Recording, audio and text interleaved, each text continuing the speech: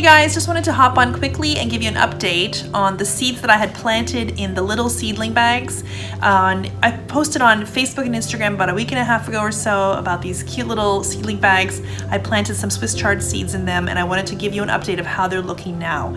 So I'm going to show them to you here. Here they are. And I just have to say how incredibly impressed I am with the growth of these seedlings. These little bags do hold moisture quite well. I have tucked them into this cute little tray, and this tray is on my Amazon shop, both amazon.ca and amazon.com/shop/JuliaDeMacos2. That's the number 2. And anyway, I cannot believe how well they're growing in them. Like, take a look at that. So when it's time to pot these up, or plant them out actually, because I won't pot them up, is I'll just pull them out of here and I will plant a little baggie into, look at that.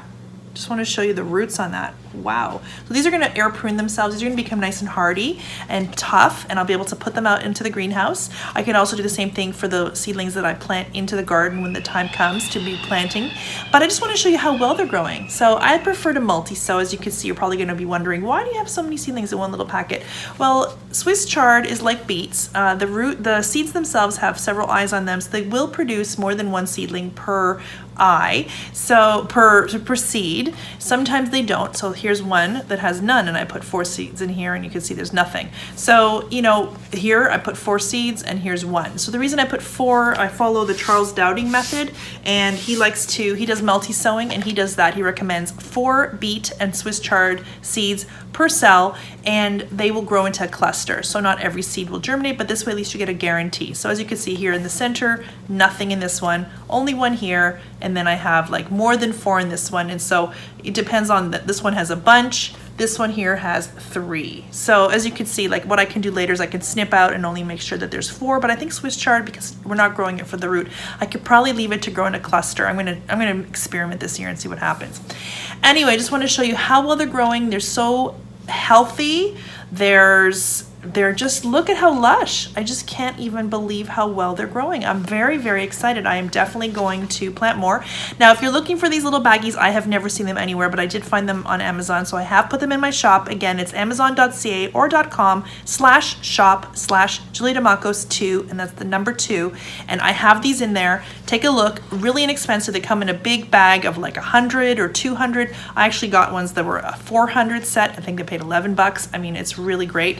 Now, these are supposed to be biodegradable. I will experiment that this year. So anyone that tells me that, you know, these are just like peat pots, I will find out and I will let you know. I believe that these are supposed to be biodegradable. They are different than peat pots. They don't have the same material on them. And if they don't biodegrade, then I will find out. But at the same time, I do not want to cut the bottom, because the whole point is to not disturb the roots. These roots are out, and you can see they've developed quite a bit, and so they will just air prune themselves, and they're going to be nice and strong and nice and healthy, and they will figure it out, and I will let you know how they turn out. But anyway, great success with these. I'm super happy. So I'm going to put my beets into little pots like this. I could put lettuce into little pots like this. If I wanted to put tomatoes or any kind of brassica into pots like this, they take up very little space. You just need a tray to hold them in. You can use a box. You could use a little basket from the dollar store. You can use a tin from the dollar store, a tray. You can use a mushroom box, you know, the plastic ones you would recycle, definitely.